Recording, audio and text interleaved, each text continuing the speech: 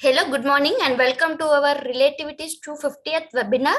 I'm your host Divya from Relativity Management Solutions India Private Limited. Thank you for taking the time to join with us today. It's pleasure to connect with you people through this webinar. I will take 2 minutes of your time for explaining about what we are doing at Relativity and what specialization we are. PJ, next slide, please. We are end-to-end payroll outsourcing company. Our mission is to be a world-class payroll and compliance provider where we wanted to be very reliable, consistent, and client-centric for SMEs and corporates. Our vision is to be most respected and renowned firm in the HR and finance domain. At the same time, we wanted to give unmatched equality and best-in-class support in our services. This is our vision. We have our verticals, payroll services, statutory complaints, tax complaints, accounting, and digital form 16. With this, we do all type of consultation in all the services. Our functional expertise are compliance specialists, payroll specialists, HR consulting, taxation experts, labor law advocates, and audit practitioners also. There are some interesting facts about Relativity. We are 14 years in the industry and we are counting 185 plus clients as of now, and we process 12 lakh of transaction per quarter. We maintain an accuracy of 99.5% of accuracy rate in whatever we deliver. And a major 6 cities we work in India. We issue 4.76 lakh of Form 16 every year, and we maintain 99.9% is our client retention rate. That's all quick note about Relativity. In this 1 hour webinar, we hope you learn most important key takeaways from our expert. We have a chat box to collect your questions. We also have polls and we'll share our social media handles to share with you. So stay tuned with us to learn more about on this topic. And also don't worry about taking notes. We will send session recordings and presentation via your mail. So without further delay, let me now introduce our speaker, Mrs. Padma Jyoti. She's leading the team of payroll and taxation at Relativity over 14 years now. Let's over to you, PJ. Hi Divya, thank you for the short introductions. Good morning everyone. It's really very nice to connect with you people regarding sharing our knowledge. I'm welcoming you all for this webinar on the latest updates, and there are some changes which has happened in taxation reporting. So in this webinar, we are going to discuss in detail about the updates, what updates that has been happened for this financial year. And there are some updates which is going to be effective from 1st October 23 in TCS directions, in TCS tax collection at source. So we are going to discuss about that in detail. And also we are going to discuss what and all changes that has been made in reporting the TDS and TCS returns. So we have, as you are aware, the Q1 due date have been extended from 31st July to 30th September due to these kind of changes and reporting changes in the reporting format. So the latest what and all changes have to be made. It has been released in the first week of September, and we are going to decode it and how we have to report it and what and all changes that we are going to do it. And finally, we will have a Q&A session. In that session, I will answer your questions. And also,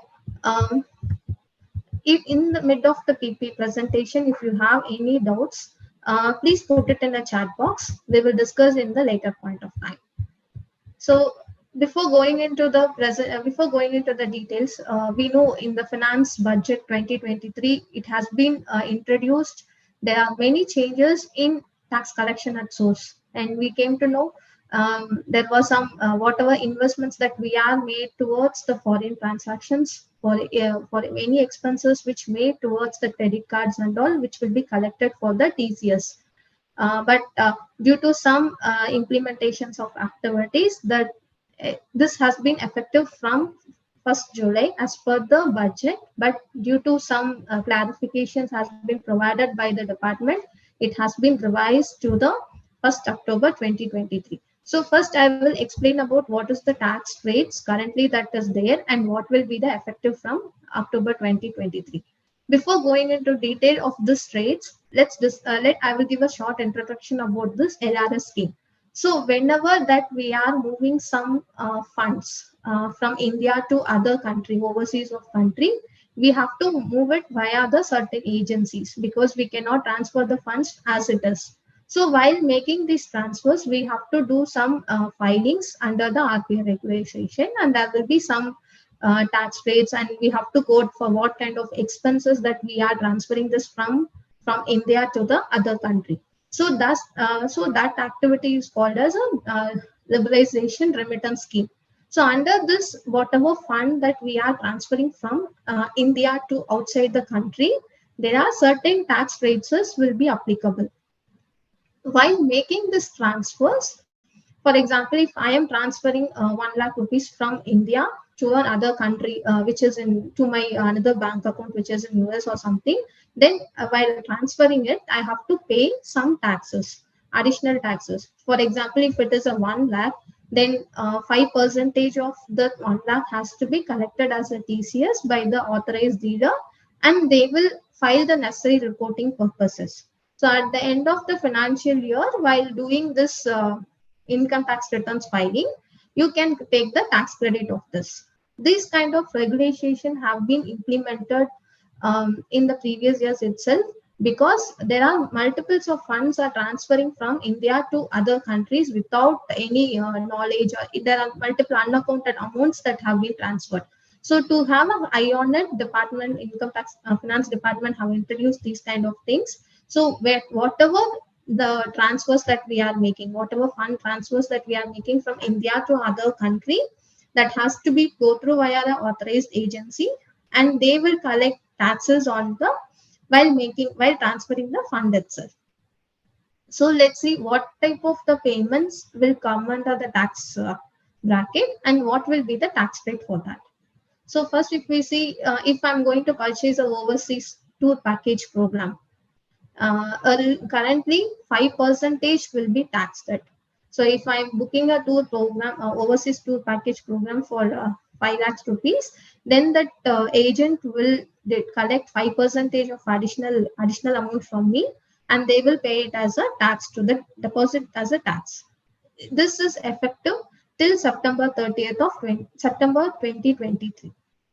But from 1st of October, what will happen is, for if I'm whatever fund I am transferring for the first 7 lakh, 5% tax will be collected. And if whatever the amount which is exceeding the 5 lakhs, for that 20% of taxes will be collected. So for example, if I'm transferring 15 lakhs, if I'm spending 15 lakhs for the overseas tour package program, then 5% taxes will be collected on 7 lakhs, and the 8% and 20% of taxes will be collected on the remaining 8 lakhs. So this is for regarding the overseas program. In this overseas program also, sometimes we may book tickets on our own, and we will book the hotels on our own itself. So those also will come under this category instead of having a mediator. And next thing is LRS transfer, which I'm doing for the education purpose. For example, if if my kid is in US, then we will transfer that amount, right, for the education purposes. So if that education fund, whatever that I'm moving from India to other country, if the amount has been financed by the loan, if I get an educational loan like from the finance institutions, then the TCS rates will be deferred. And if it is not done from if I'm doing it other than financed by loan, the TCS rates are different. So currently till September 2023, up to 7 lakhs, there is no tax will be collected, and above 7 lakhs, 0.5% of TCS will be collected. The same thing will continue after October 23 also. There is no change in that. And the same for the next item, if we see LRS for the medical treatment or education purpose. So if I'm going for a medical treatment to other country, for that I will transfer the fund. And for the same education purpose, I have not got any loan from the banks. If I'm having a own fund and I'm moving to the other country for the education purpose, then up to 7 lakhs, the taxes will not be collected.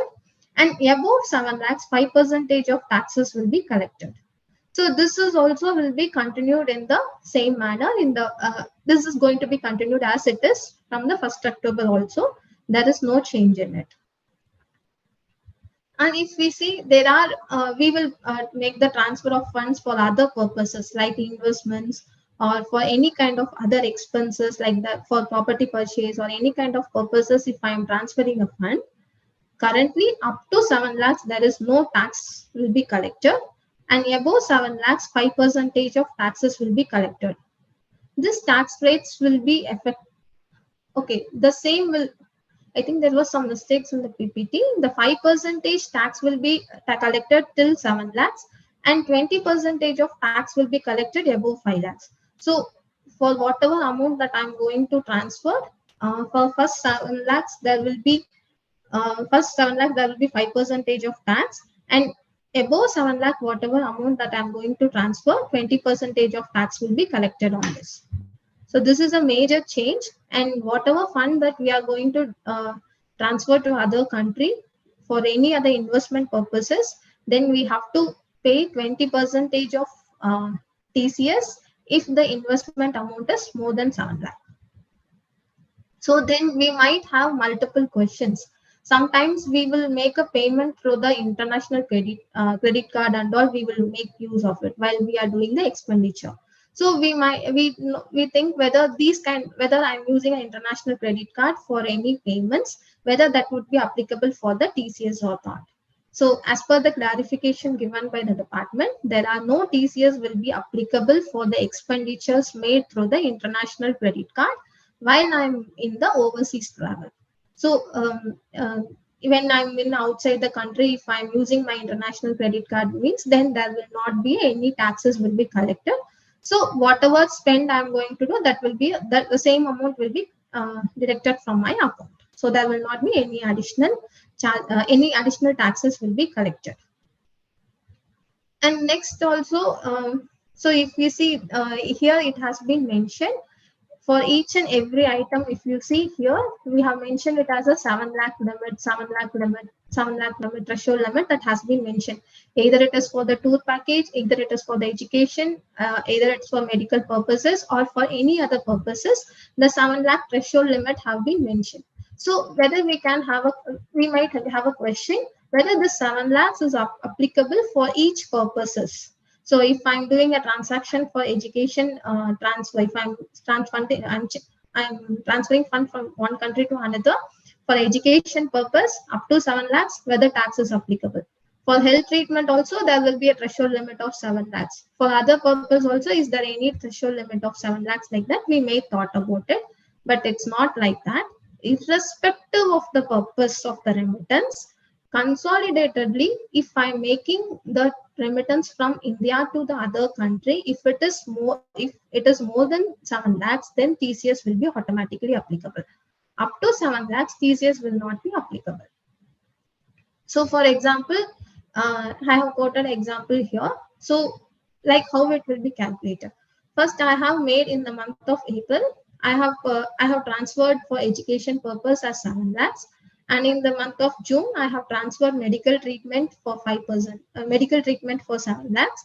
And September month, I have transferred 4 lakhs for the other purpose. And October month, I have transferred 3 lakhs for other purpose. So in this case, what will be the TCS rate will be applicable. So if we see as an individual, under the LRS scheme, up to 7 lakhs, there will not be any TCS will be applicable. So whatever the first transaction that I have made for the education purpose, for this, there will be no taxes will be applicable. So I have mentioned it as a tax rate is not applicable. And for the second thing, if you see the medical treatment. So medical treatment, it's a next transactions. If you see for the consolidatedly, it is more than a 7 lakhs. So there will be taxes will be collected at the rate of 5%. And in the September month, I am transferring 4 lakhs in the month of September. So for this 4 lakhs, 5% taxes will be collected. And if I am making the transfer in the month of October for the next 3 lakhs, then 20% of taxes will be collected because the consolidatedly, the tax rate, it is exceeding the 7 lakhs. So based upon the individual transformations remittance, these tax rates will be decided. So, and also we might have a question, while we are transferring this fund from India to other country, we will use multiple authorized dealers. We cannot go for the single authorized dealer. We can go for the multiple authorized dealer. Whether this 7 lakhs threshold limit is applicable for like authorized dealer wise, we might have a question, no? So it is not like that. This 7 lakhs threshold limit, it is for the individual who's remitting the money from India to other country. It is not for the authorized dealer at all. So it is it is very clearly mentioned by the income tax department by the various questions. it is it is the 7 lakh threshold limit. It is for the consolidated for the various purposes that individual are transferring fund from India to other country, and also it's a consolidated for the dealer wise. So while I am making the transfer, how the dealer should know, dealer came to know I have already crossed the 7 lakhs or like that. So they will get some information from the individual, and based on that they will deduct the taxes. If individual provides any false informations, then it will be treated as a default from the from the remitter side, not from the authorized dealer. Authorized dealer will not be penalized. The individual will be only penalized at the end of the day. So while providing those kind of informations to authorized dealer, please mention what on the remittance that you have made throughout the year from 1st April to till date, for April to till date, while making the fund transfers from India to the other country, so that they can deduct necessary taxes at the appropriate rate. And next thing is, if you see in the tax rate itself, I have mentioned there is 7 lakh remittance under LRS, and there is a 7 lakh remittance for the overseas tour packages also. So whether these two threshold limits will act as a independently means, yes, it will be act as an independent. Threshold overseas tour packages will be calculated 7 lakhs. Up to 7 lakhs, it will be calculated at the 5% of rate. When it is more than 7 lakhs, 20% of taxes will be collected.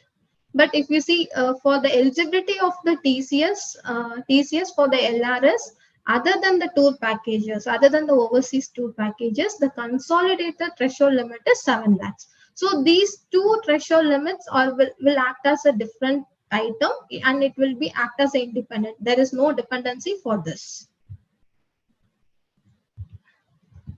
For example, here I have mentioned for the education purpose, I have in the same example I have quoted, in September month I have made an overseas tour package of 15 lakhs. So in this case, for 15 lakhs, 5% of taxes will be calculated, irrespective whether it has been crossed 7 lakhs for the whole year or not. Those kind of those kind of checkings will not be happen. In case if overseas tour packages is 7 lakhs, then also 5% of taxes will be calculated till September. If I am making the same instead of September, if I'm making the transfer, if I'm going for if I'm doing the remittance in the month of October, then for the first 7 lakhs, 5% tax will be TCS will be collected, and for the next 8 lakhs, 20% of a TCS will be collected. So these revised tax rates will be applicable from the October month. So in this example also I have quoted here. So if you see the same overseas tour package, instead of September, if I have done it, if the expense have been made in the month of the transfer have been made in the month of October, then for the first 7 lakhs, 5% tax will be calculated, and for the remaining 8 lakhs, 20% of TCS will be collected from the individual end. So here I have mentioned another example. So instead if you see in this example, in the first remittance I have made for the education purpose. So up to 7 lakhs, the whole threshold limit is there. So TCS is not applicable. instead of doing it for education purpose, if I'm going for the overseas tour package, means then also 5% TCS will be collected if I'm making any transfers for the overseas, if I'm making any transfers for the overseas tour package. That in this thing, as I mentioned earlier, the overall consolidated threshold limit for LRS scheme will not be considered. And as a second transfer, if I made it for the medical treatment, then the 7 lakh threshold limit will be considered and taxes will not be calculated on that. And if in September, if I'm making for other purposes as 4 lakh rupees as a transfer, then 5% taxes will be calculated as a TDS. And in October month, again, I'm doing a remittance for overseas tour package for 15 lakhs. In this case, how the taxes will be calculated? No, as in a year, up to 7 lakhs, 5% tax will be calculated for the individual. So already I have already spent 5 lakhs in the month of May. So the remaining 2 lakhs, for the 2 lakhs, I will tax will be calculated as a TDS. And in October month, again, I am doing a remittance for overseas tour package for 15 lakhs. In this case, how the taxes will be calculated? As in a year, up to 7 lakhs, 5% tax will be calculated. And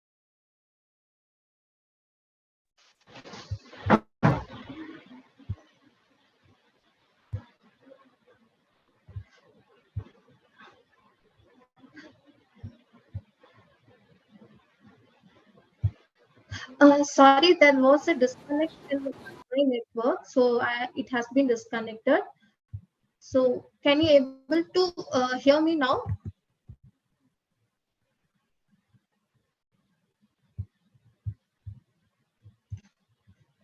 So please let me know in whether before at what slide I have been disconnected so that I can start from there itself.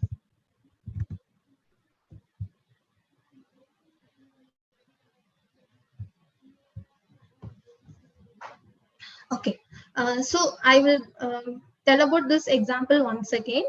So, for example, the first one, if I'm making a remittance from India to other country for the overseas tour package in the month of May, at the time, 5% of taxes will be collected because there is no threshold limit is applicable for the tour packages. So, whatever amount that I'm going to spend for the overseas tour packages, the full contribution, the full amount what I'm spending for that TCS will be collected. So till May month, till September, as we are aware, 5% of TCS will be collected. So here the rate will be 5%. And the second transactions which I have made in the month of June for medical treatment under LRS. If you see for medical treatment up to 7 lakhs, the taxes is not applicable. So for that, I have mentioned here as TDS rate as not applicable because up to 7 lakh, there is a threshold limit. Beyond 7 lakhs only, taxes will be calculated. And next in the month of September, I am making another transfer for other purposes, for the investment purposes, which will for the investment purpose. So for this, I have made a transfer of 4 lakhs. So if you see the overall threshold limit 7 lakhs, I have already covered in the medical treatment and it's already exhausted. So the exhausted amount is 4 lakhs here. So for that 4 lakh, 5% of taxes will be calculated and the same will be collected from the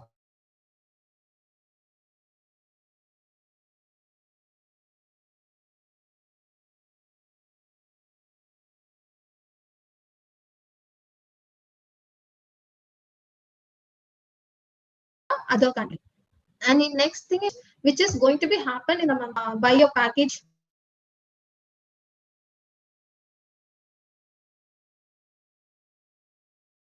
Okay.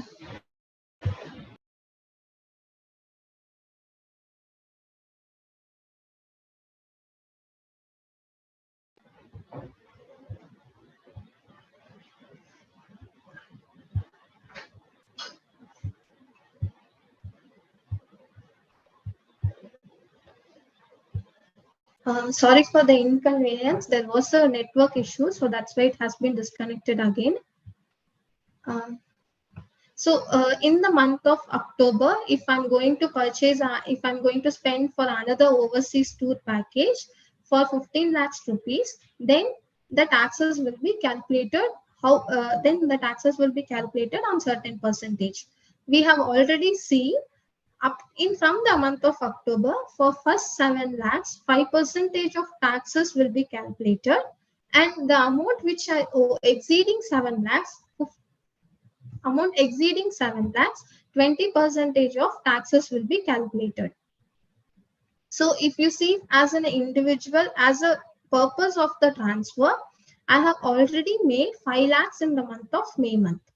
So the remaining 2 lakhs only will covers under the 5% of TCS rate, and the balance 13 lakhs will covers under the 20% of the TCS rate.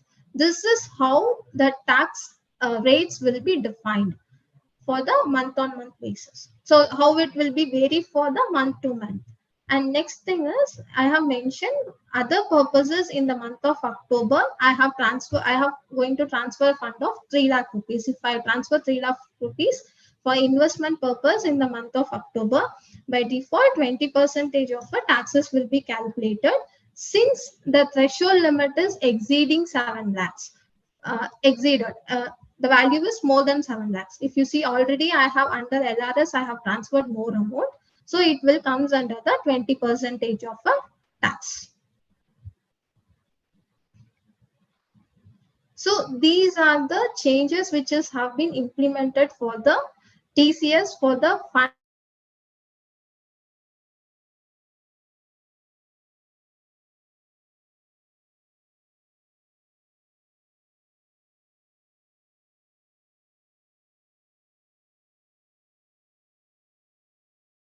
the October 23. And also provided to the as we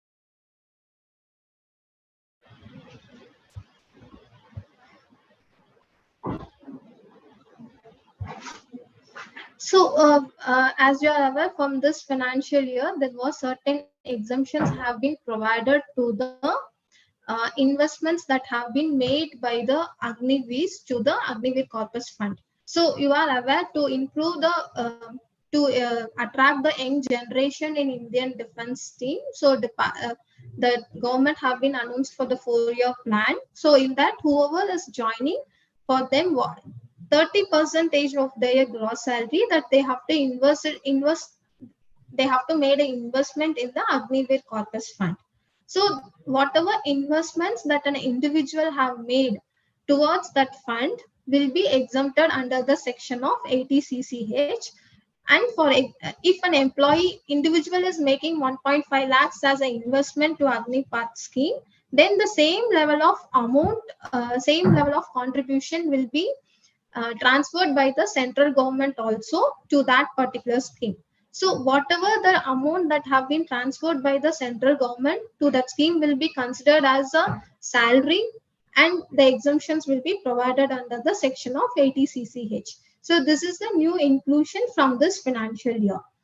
So and it is applicable for the individuals who are all enrolled after 1st November 2022.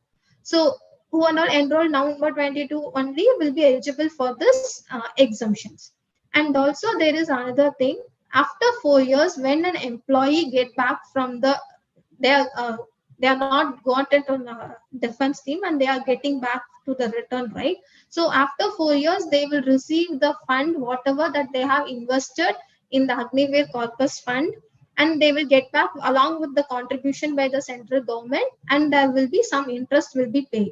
So whatever income that they are receiving from that corpus fund will be exempted under section 10 of 12C. So the investment made, a contribution made to ATCCH scheme, contribution made to Agnipath scheme will be exempted under ATCCH while making the investments, and while getting the growth fund or while getting the closure of the maturity of the amount also, it is get exempted for these kind of things.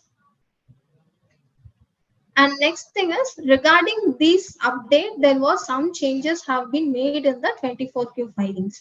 So one major update that has been made is earlier and all we will under section 10 breakup, we will provide HRA, LTA, leave encashment, gratuity, and the remaining all the values that we will update in the column called other allowances. Now they have provided a separate section of 10 of 14. So what and all special allowances that employer is providing. For example, under section 10 of 14, we will we will provide uniform allowances and daily expenses. And if there was any travel expenses that have been made by the individual for the company purposes. So those kind of additional expenses will be providing, right? We are. So those items that has to be provided under the special category called 10 of 14 other special allowance. So we cannot mention whatever, we cannot include that in the other allowance while making the filing returns. So that is the one major change that has been done in the 24Q filing. And second thing is, as I mentioned, there is an inclusion of section 80CCH exemption for the employees who are contributing to the Agnipath scheme. So for that also, they have introduced the necessary deduction columns for both employee and for the deduction in contribution made by the central government. So these are the two major updates which has been provided under the 24Q filing. And if see about, and there are multiple changes have been done and multiple upgradations have been done on the 26Q and 27Q and 27EQ filings. So before going into check what is the major updates, I will give a glimpse of what is it, because the major update have been provided on TDS on winning from online games and also from the cash withdrawal part. So these two are the major changes, and new sections have been included in the reporting format. So I will first give a brief introduction about what is the TDS on winnings from the online games. So nowadays we came to know most of the people are working on online or playing in online games, and they will get some winning prize, and they are also they are getting as a benefit, right? So we know that there are TDS is applicable for net winnings from the online games. Currently 30% of a tax will be collected, 30% of taxes will be deducted from the online games. If I'm getting 10,000 as an income, from that 30% as 3,000 will be deducted as a TDS, and the remaining amount will be given to that particular individual. That is how TDS will be calculated. So at when it will be calculated, no? So some people's, these are like online accounts. So I will make some investments for purchasing or unlocking something, and I will get some income also from that. So whenever I'm withdrawing that fund from that account to my bank account, that time this TDS deductions will be happen.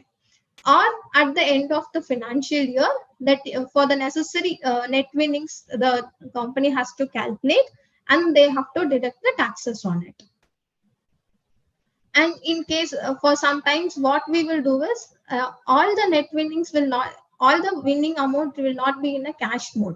Sometimes we will get some vouchers, sometimes we will get some additional benefits and all. So this will be in a kind format, and also will be in a cash part also. For example, if I'm winning 10,000 as if I'm getting 5,000 rupees as a voucher and 100 rupees as in the cash, if you see, there is no amount is available to deduct for the TDS, because 5,100 For 30% is more than 500 rupees, which is the cash which is available in that particular account. So what the individual has to do is, for the insufficient of TDS deduction, the individual has to credit that amount to that particular account. So then only that this is how the TDS will be collected, and necessary net winnings amount will be released appropriately. And it has to be as I mentioned earlier, it is responsible for paying a tax before releasing the amount to the end individuals. So while making the withdrawal, we have to deduct the TDS. If the individual doesn't withdraw any amount at the end of the financial year, we have to calculate, for example, if he invested 10,000 rupees and get a net earnings, he get a he win for 20,000 rupees, then the net winning amount will be 10,000. So that is the amount that he is get at to his hand at the end of the day. For that 10,000 rupees, we have to deduct 30% TDS, and the same has to be deposited in the government account. Like how we do for the other transactions, the same will be continued. And this is how it will work. And next thing is TDS on cash withdrawal. So there is this also, most of the people are aware. I just give an update. So based on that, so I will mention where in the reporting have been changed.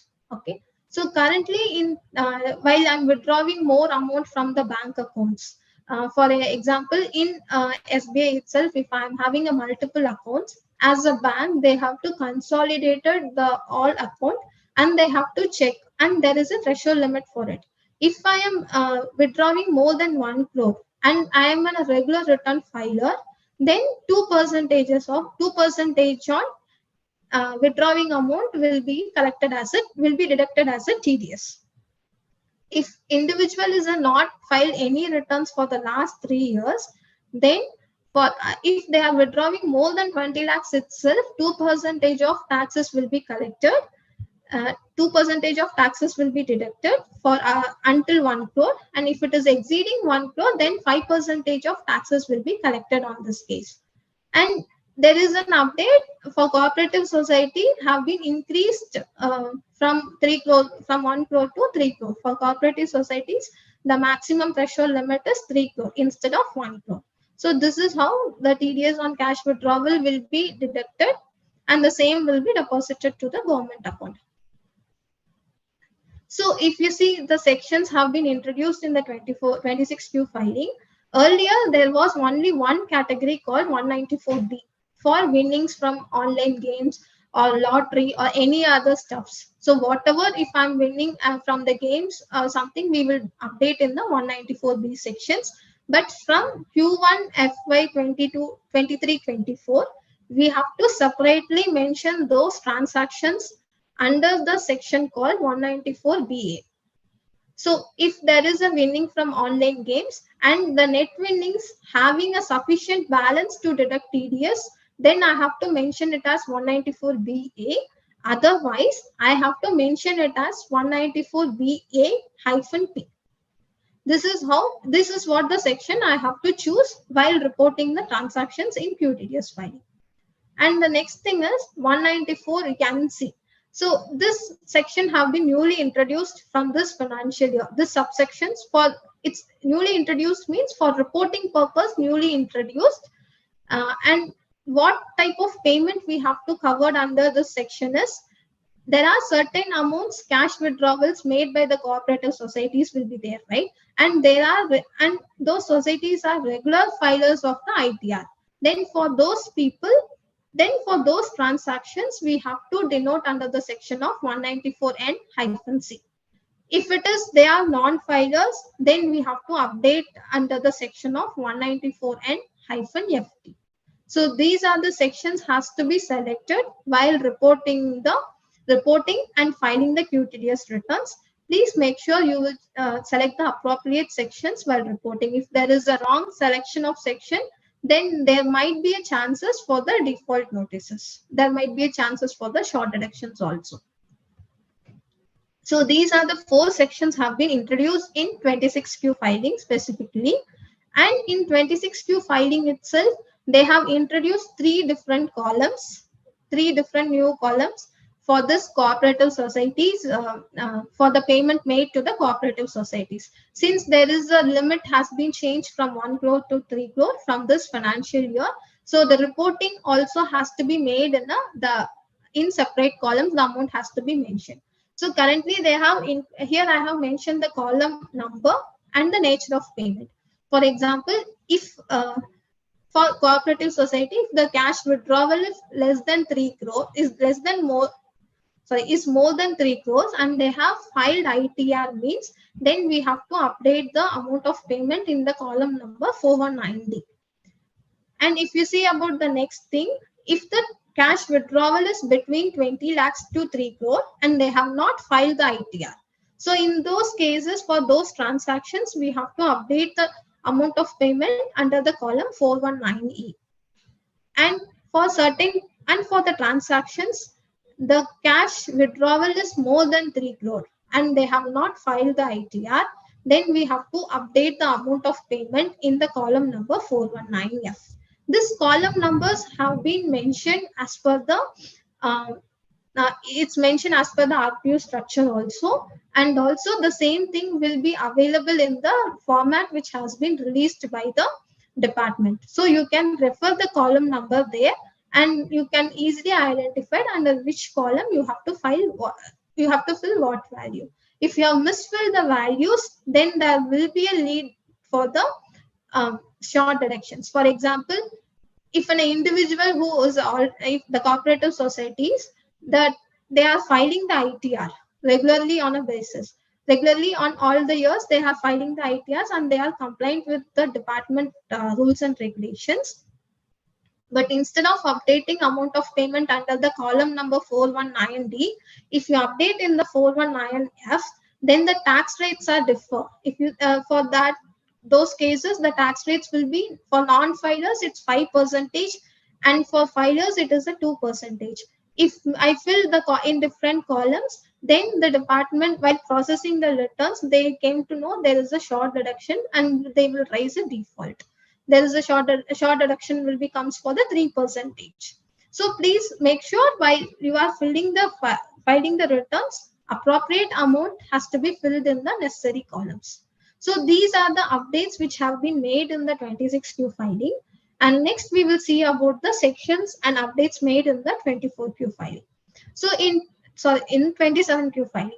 So in 27Q filing, currently they have included all the lottery payments and winnings from lottery. Everything have been added now only. So as I mentioned earlier, 194B it's to update the winnings from lottery or class 12 puzzle. If the transaction have for those kind of winnings, if you are deducting any TDS, it has to be reported under section 194B. And in the same case, the net winnings, there is no cash sufficient for you, and and you have made a tax, you have collected TDS from the individual and you have paid to the department means, then we have to report under the section 194B-P. So this is the sections that we have to target while filing the returns. And next thing is a 194BA, which is for winnings from the online games. So we have seen about the online games right earlier. So for this, if an individual who is a non-resident, they has to be reported under the 27Q filings. So if they are resident, then we have to report them, and those transactions has to be reported under the 26Q filings. So the same will be applicable for the 194BA-P, which is for the insufficient balance which in cash for TDS deductions will tag under this category. And next thing is the 194BB, that is winnings from a horse race. This section 194BB will be applicable from Q2 FY 23-24. It will not be effective from Q1, but it will be effective from the Q2 returns. And also they have subcategorized the TDS on income by way of interest from Indian company. From Indian company, if we are moving any interest to other country means, then those kind of for transactions, there is a TDS deductions. So earlier 194LC will be only a section that we will tag for all these kind of payments. Now they have they have created a subcategories for each and every subcategories. The difference rate of deduction is there. So please ensure that which you have to mention the correct rate on that. And also they have updated this 194NC and 194NFT for the non-residents. It has been included in the 27Q filings. And for residents, we have to include in the 26Q filings. So these are the 10 sections have been added to the existing list in 27Q filing. And they have made some additional columns also. As I mentioned in 26Q, the same thing that they have included in 27Q also. For cooperative societies, if the transaction is more than 3 crore and they have filed ITR, there is a separate column. We have to mention the amount of payment there. And for 20 lakhs and not more than 3 crore, we have to mention in the column number 720 of T, 720 of E for individual, for cooperative societies. You have not filed the ITR return for the last 3 subsequent years. And if the transaction is more than 3 crore, then we have to update under the column number 720 of F. And as an and the big thing is big changes for each and every transactions. We have to update the tax regime here, whether they have opted out from a section 115 BAC, that is whether they have opted new tax regime or old tax regime. So who and all opted out, we have to mention it as a no. Who all opting it for, we have to mention it as a yes. And this is a major change in both 27Q and 27EQ filing, and which will be effective from the Q1 itself. So as while deducting, as a deductor, we have to collect these informations from the vendors and we have to report the same in the TDS filing also. So and while reporting it, whoever opting it for the new tax regime, for them we have to mention it as a no, and who not who are choosing for the new old tax regime, we have to mention it as a yes, because the question is mentioned as opting out from the tax regime under section 115 BAC. If they are going for the new tax regime, we have to mention it as a no, and if they are opted for old tax regime, then we have to mention it as a yes. So these are the 4 additional columns which have been included in the reporting of 27Q filing. And next thing is addition sections have been addition sections for the 27 EQ filing, that is the TCS filing. So these sections additions will be effective from the Q2, effective from the next quarter, Q2 FY 23-24. For Q1, there is no selection of like this.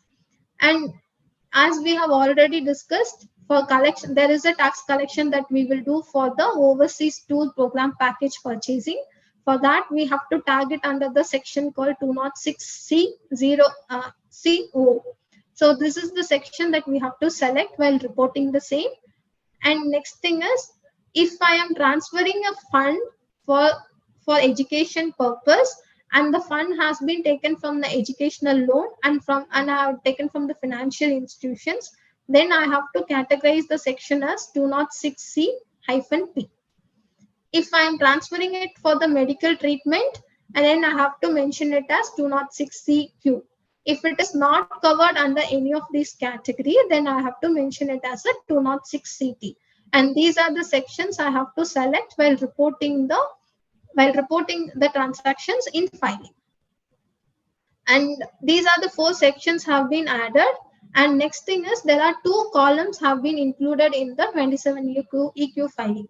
And this is also majorly important. One is whether we have to report whether the collectee from whom we are collecting the TCS, right? We will call it them as a collectee. Whether they are a resident or a non-resident of India also has to be reported.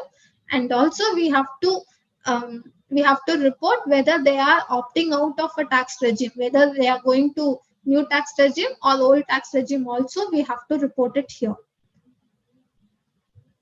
So these are the major updates and changes which is going to be effective from the 1st October in TCS rates. And there are some reporting changes which has to be done from effective from the Q1 itself. So the due date to file the Q1 returns is 30th September for 26, 27 and 27 EQ filing. Please file the returns within the due date. If we fail to file the returns within the due date, then per day 200 rupees will charge as a penalty, and per day 200 will be charged as a penalty, and there will be some additional interest also will be charged. So if you that's all about the session. If you have any questions, please put it on the chat box. I will go through each and every question.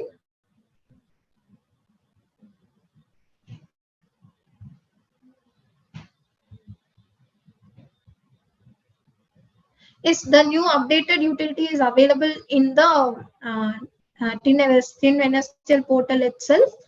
You can download the same and you can use it.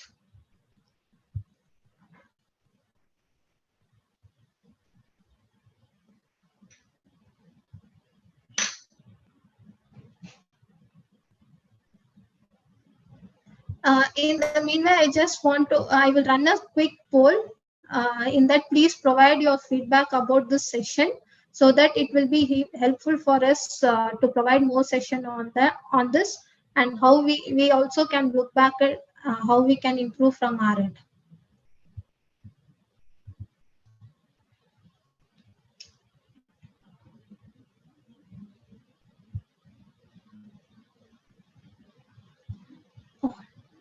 So from Abe, I have got a question. What if I do a transaction via international credit card while in India? For example, I book a ticket for an overseas and sales conference in advance. Mr. Abe, as I mentioned, whatever transactions made via international credit card, which will not be covered under the LRS scheme, so then taxes also will not be collected on that. In return filing 27 EQ Q1, I found a new column called didactic code. Mini Thomas, actually, this didactic code, it's a new thing, but most of the times we are having a didactic code, right? We will have a reference number that we will update. So only I have not mentioned here. The major changes which have a huge impact, I have mentioned in the PPT. For film, I have to choose option 7 manually. Yes, you have to choose the option based upon the didactic codes. You choose 7 manually only. But you might you know about these informations, right? Whether they are into a firm or into a association of person, individual or HUF like that. So based on that, you can fill out these informations. Can you share this?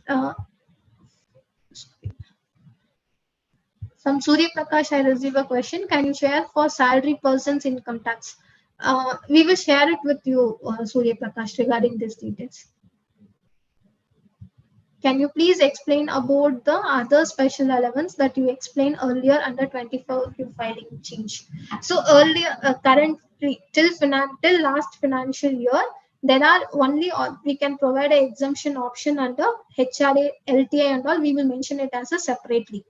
And the exemptions, whatever that we are providing it to a children education allowance, hostel expenditure allowance, and uniform allowance, and washing allowance and all, there are certain those expenses and all we cannot report under any particular section, right? So now the department have introduced a column to report the exemptions have been provided under section 10 of 14. So under 10 of 14, most of the what kind of exemptions that we will provide, no, based upon the expenditures. They want to do some official work, they have done it for official purpose, and based upon the actual expenses, we have to provide the exemptions. We will provide the exemptions. So those items will comes under this category, and we have to fill it under the other special allowance separately. We cannot club it into the other allowance, others, as we do for the earlier years. Do we have a list of other allowances? Yeah, we will share it. Yeah, Mr. Surya, we will share the list of other allowances which will comes under the section 10 of 14. We will share it with you separately. Are there any income tax calculation webinars clearly? Shilpa, I will pass this information to my webinar team. So they will plan it accordingly in the upcoming months. Finally clarify which service will come under other purpose. So what and all payments that I am doing, right, for the from here to that country, maybe for the investment purposes, I will do some transactions and all. So those payments will comes under the other purposes. And what, even for any reasons apart from education and medical, any kind of reasons I'm transferring a fund from India to other country will comes under the other purposes. How to show the food coupons in 24Q annexure 2. Which is again, actually this food coupons are a perquisites, right? So perquisites taxations, we only taxable perquisites will be reported under the annexure 2. We will not show the exempted in annexure 2 actually. In the valuation of perquisite itself, while deriving for food coupon, what is the maximum amount that we have paid to that employee, and what, and per day 50 rupees per meal will be considered as a exempted. So the exemptions will be calculated on the whole, and the net amount, the taxable amount only will be reported in the filing, and the same will be comes under the form 12A also.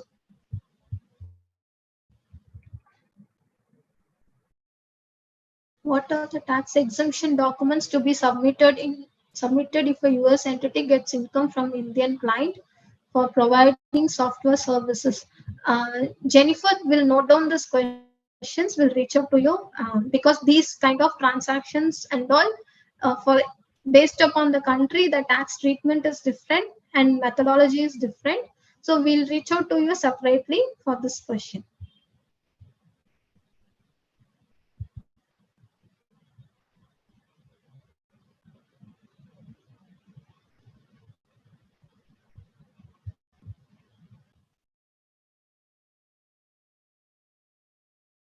I think that's all. I have answered all the question. I think so. But, but there is a mismatch in Part A and Part B of Form 16. In Part A, we have to mention what is the income that will comes under the gross salary.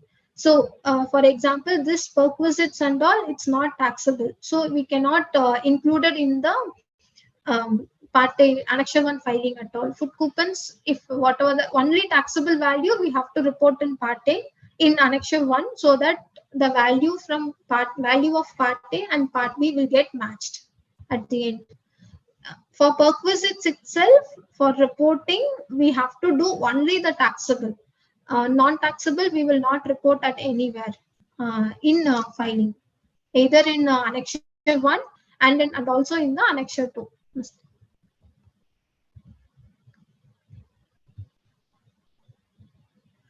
What if we use forex prepaid card for international transactions? TCS provisions are attracted.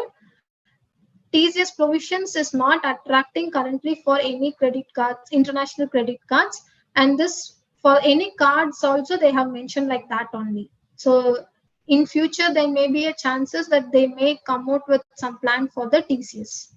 So if there are any update, we will provide a necessary. We will conduct another webinar and we'll share. We will provide information related to that. I hope all the questions that I have answered, and I have to get back on certain questions separately that I will get back to.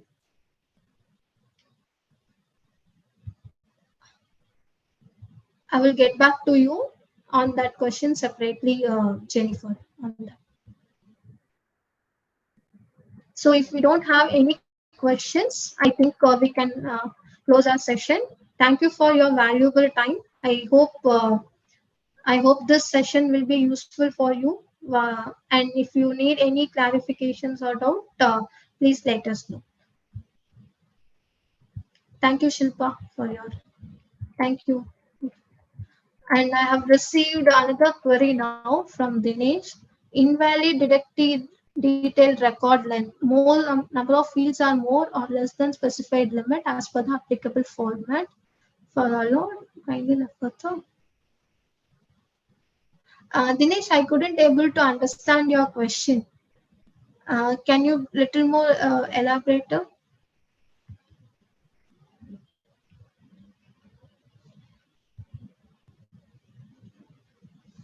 And also, I received another question from Mr. Krishna whether the TDS is applicable in death cases. So, whatever the as an individual, whatever TDS as a company we have to deduct it while filing the returns. They can get it as a refund, and the nominee will receive that those kind of funds. So, while filing the individual tax returns, I think their auditor will take care of it. So, from the company point of view, we have to deduct the TDS. It shows a error in 26Q filing. Dinesh, then in this case, there might be some length constraint.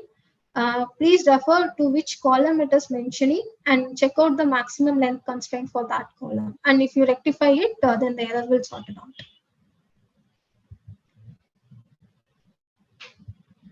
I hope the session will be useful so that no one I've answered all the questions also. So can we wind up? I think we can close the webinar meeting itself. Thank you. Thank you, everyone.